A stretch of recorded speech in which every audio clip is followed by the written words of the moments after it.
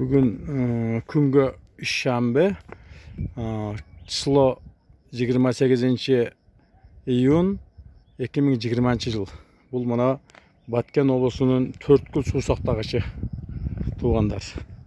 Мен Сатыбалдиев Абдикарим Мурзаевич 1959 жылы 19 апрелде туулгам.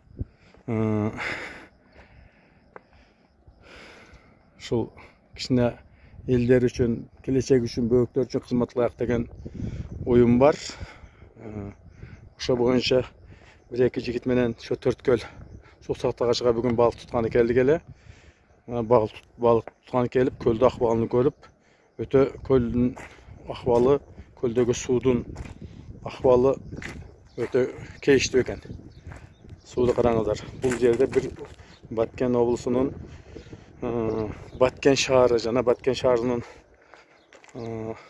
элдери ушул көлдөн суу ичет да.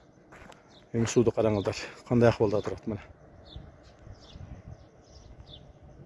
Көлдүн алдыңгы эски суудун толгон маалы ошо өрүк турган өрүк бактарга чейин жеткен экен да. Азыр карасаңыз, мени түшүнүгүм боюнча, мени карап билишим боюнча, көрүп турушум боюнча суу уже түгөнгөн окшойт. Али алдыда күзгө чейин өтө көп убакыт бар. Ушунча жер, ушунча элдер каяктан суу ичет? Мына туугандар. Бул Төрткүл суусактагычы. Бул Төрткүл суусактагычынын элдерге агып чыга турган немеси мына.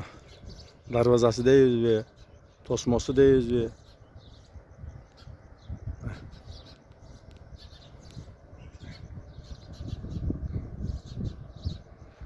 Мына суу.